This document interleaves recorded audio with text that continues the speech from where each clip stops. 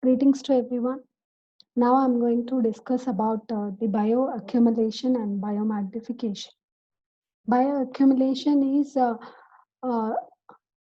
the accumulation of substances like DDT or methyl mercury or any other organic chemicals in the organisms or part of the organisms. It just builds up the toxic chemicals in the living organism's body. And it won't happens in within a day or within the short span of time when we expose to one chemical. It just happens over a period of time. These substances could be heavy metals, pesticides, or any other organic chemicals. Once they enter into any organism's body through food chain, it can be in the form of a food or in the form of water.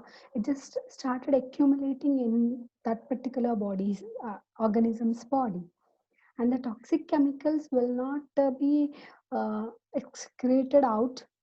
It just started accumulating, and the organism may not have mechanism to remove all such type of toxic chemicals out of our body. So it got accumulated. The accumulation rate is increasing day by day. So it may affect the life of that particular organism also. And one of the case I just have shown here, methyl mercury, the accumulation of methyl mercury in fish. And we know that a lot of various types of industries are releasing the toxic into the water bodies. And one of the toxic chemicals which directly released into water bodies is methyl mercury. If that enters into the food chain through zooplanktons, if you consider the I just consider here krill, and then I transfer to the salmon fish, and then tuna, and then to the shark. So the methyl mercury is transferring from uh, industries to the different levels of organisms and ultimately enters into the food chain and then reaches even the human being also.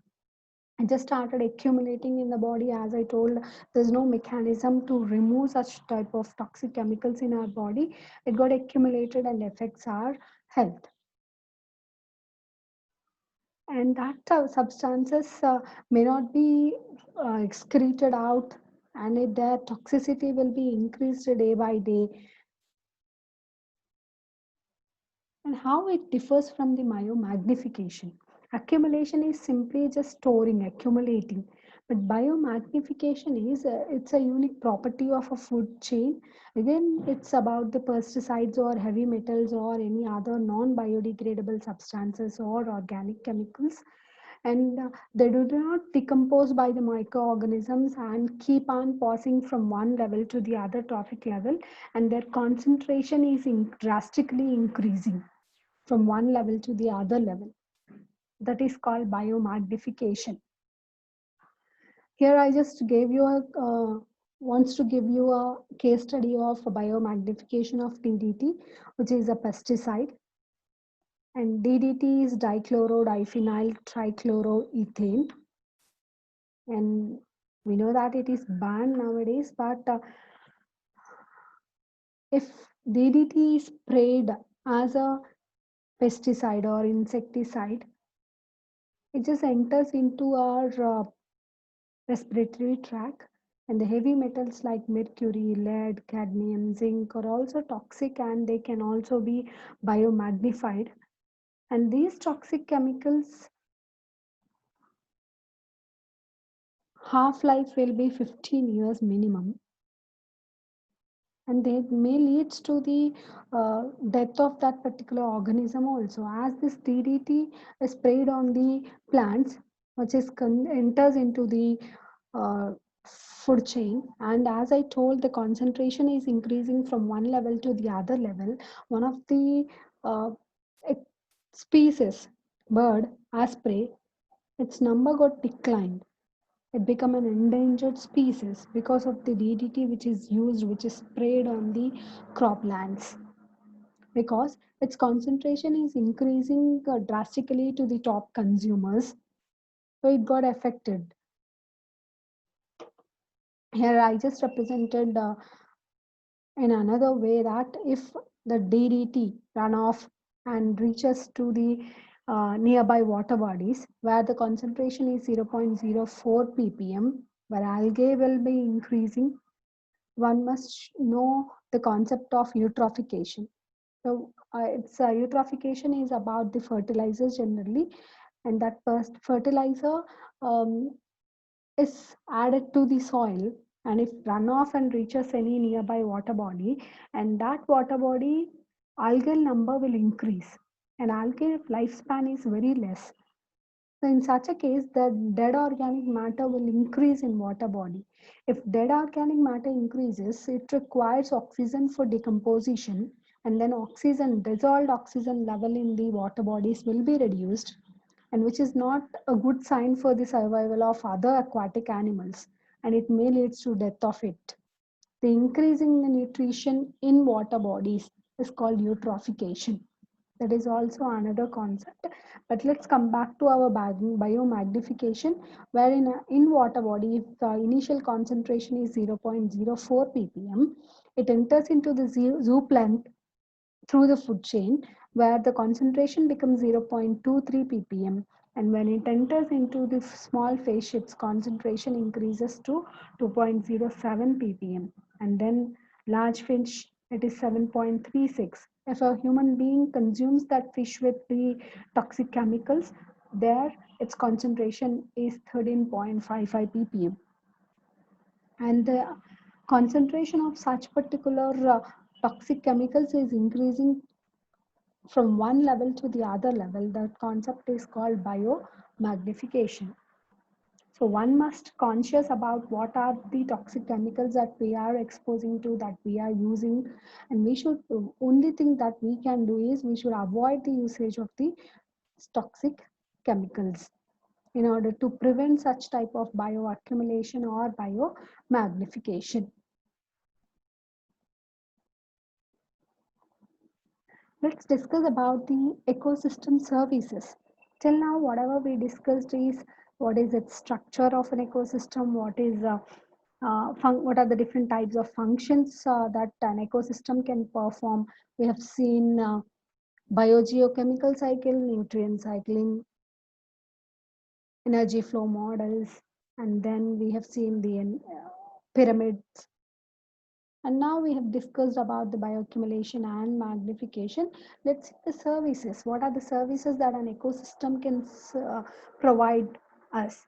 The first service is it's a it is providing us different types of flora and fauna which are used for various purposes. It can be commercial benefit or it can be our domestic usage, and performs various functions as it regulates the ecosystem, it provides nutrition, it provides food, it can maintain balance in the ecosystem.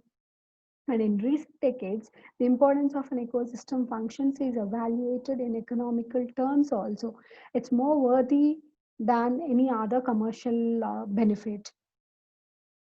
The functions performed by an ecosystem is known as the ecosystem services.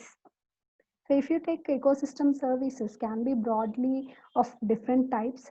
We can consider them as cultural services, professional services, regulating services, and supporting services. Let's look at what are that different categories of ecosystem services. Provisional services means it provides us provisions required for our survival, for our development, and that includes food, fiber, fuel, medicine, drugs. And if you take cultural services like aesthetic beauty, everyone likes to visit a place where nature is beautiful, and we love to spend our time in such areas. That is, its aesthetic beauty and provision for recreation comes under the cultural services. Regulating services, nature has a great power to regulate everything. It regulates the hydrological cycle, it detoxifies the chemicals, nutrient cycling, and maintenance of biodiversity, and renewal of the soil fertility. All these comes under regulating services. Without the regulating services provided by the nature, by the human intervention all got affected much more drastically than now what is the condition now. The supporting services means pollination, pest control, seed dispersal. These are all the supporting services by which even the new species, the survival of the various species of plants is still there. The ecosystem services or the functions majorly, if you consider, the first major function is the production, food production by photosynthesis, and by that process it absorbs the carbon dioxide, and so that it purifies the air and it absorbs even the toxic chemicals, but there should be some limit, and if it crosses the limit of toxic chemicals also nature can't do anything. So we as an individual should be aware that there is a limit for everything. Nature, we may feel that the nature can clean or can absorb all the toxic chemicals, and so without consciousness I can release a toxic chemical, but it's not.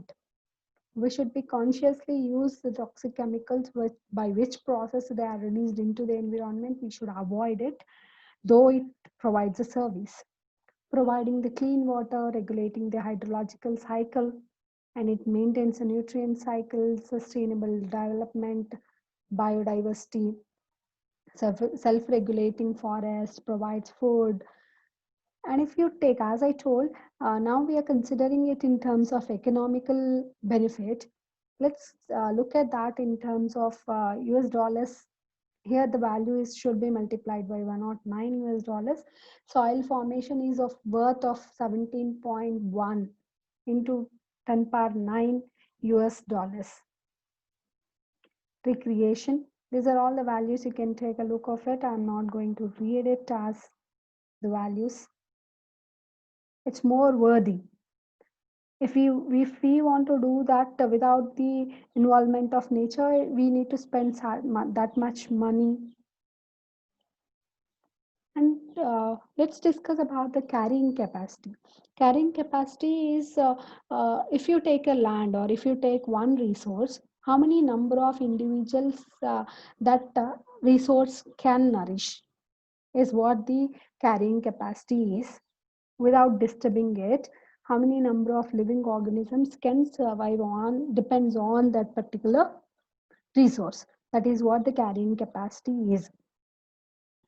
The biotic potential of species, population of different species grow, increase in number, depend on their carrying capacity itself. If you take one land, if that land can't provide food for more number of organisms, they won't survive over there.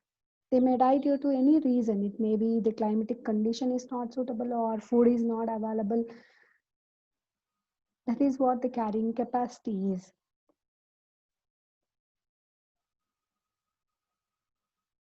Thank you.